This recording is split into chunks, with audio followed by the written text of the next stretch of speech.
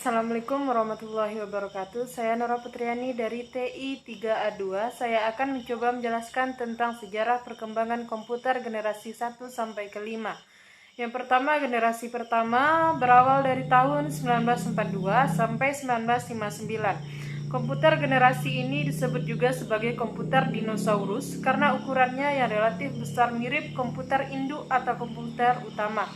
Ciri-ciri komputer pada generasi pertama yakni yang pertama komponen elektronikanya dari tabung hampa atau vacuum tubing. Yang kedua, program dibuat dalam bahasa mesin, machine language, yang programnya tersimpan dalam memori komputer. Yang ketiga, programnya masih menggunakan bahasa mesin dengan menggunakan kode 0 dan 1 dalam urutan tertentu. Yang B, sifat-sifatnya. Yang pertama, ukurannya besar dan memerlukan tempat yang sangat luas. Yang kedua, memerlukan banyak pendingin atau AC karena banyak mengeluarkan panas. Yang ketiga, prosesnya relatif lambat. Yang keempat, kapasitas untuk menyimpan data kecil. Contoh komputer generasi pertama adalah ENIAC yang dibuat oleh Dr. John Moxley dan Presper Exker tahun 1946. Generasi kedua, komputer generasi kedua muncul pada era 1960-an. Munculnya komputer generasi ini ditandai dengan ditemukannya transistor, yaitu komponen elektronik yang berukuran kecil yang cara kerjanya memanfaatkan aliran muatan elektron di dalam zat padat kristalin.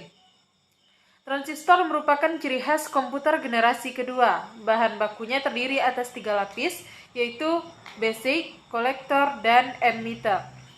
Komputer generasi kedua menggunakan transistor dan dioda untuk menggantikan tabung vakum. Ciri-ciri komputer generasi kedua yaitu yang pertama, komponen elektronikanya dari transistor. Yang kedua, program dibuat dengan assembly language, common business oriented language, dan formula translator, dan algol.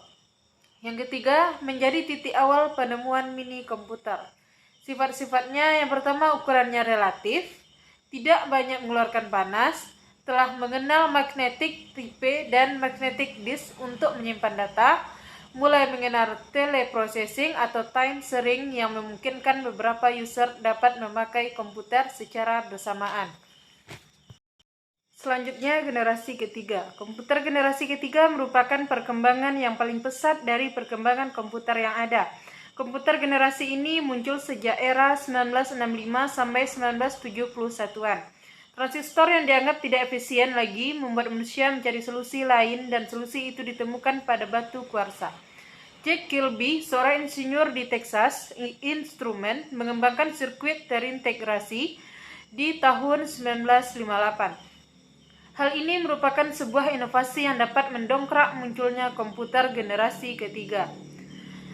Contoh, komputer generasi ketiga adalah Apple II, PC, dan Next PC. Sifat-sifatnya, yang pertama, ukurannya lebih kecil dari komputer generasi kedua. Yang kedua, mulai mengenal multiprogramming dan multiprocessing.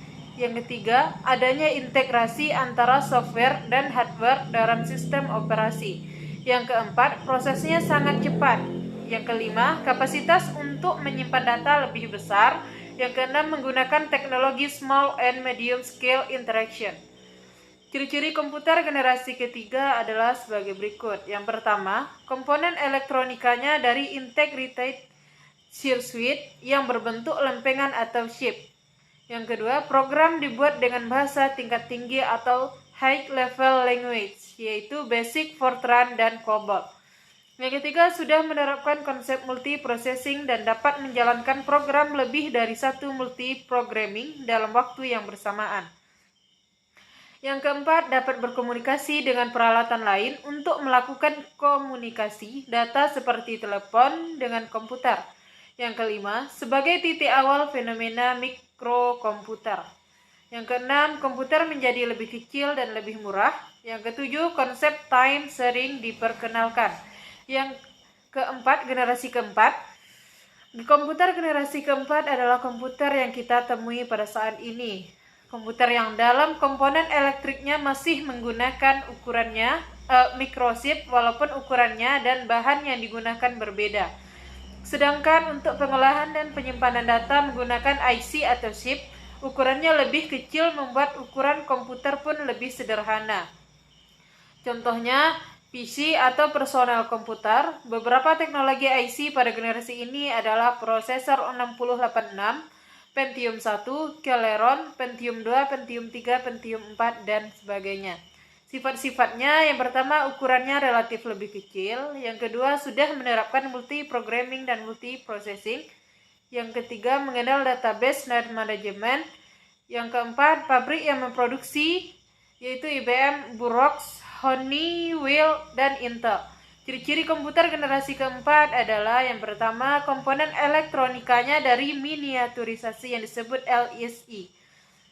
Yang kedua, mulai memperkenalkan VLSI atau Very Large Scale Interaction yang merupakan paduan dari IC dengan kapasitas rangkaian dapat mencapai 100.000 komponen tiap chip. Yang tiga, mulai dikembangkan suatu jaringan komputer lokal yang menggunakan ARPANET atau Advanced Research Computing Network. Yang keempat, program dibuat dengan bahasa BASIC, Fortran, COBOL, dan Pascal. Yang kelima, telah menggunakan metal oxide semikonduktor atau MOS.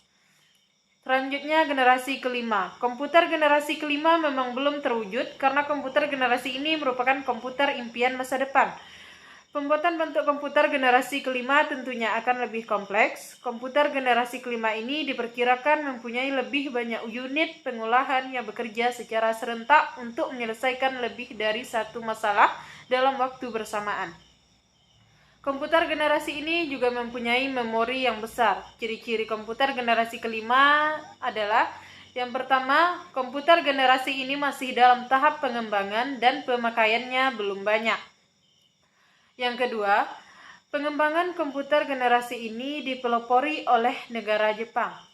Yang ketiga, komponen elektronikanya menggunakan bentuk paling baru dari chip atau chip VLSI. Yang keempat, program dibuat dalam bahasa Prolog atau Programming Logics dan LISP atau List Processor.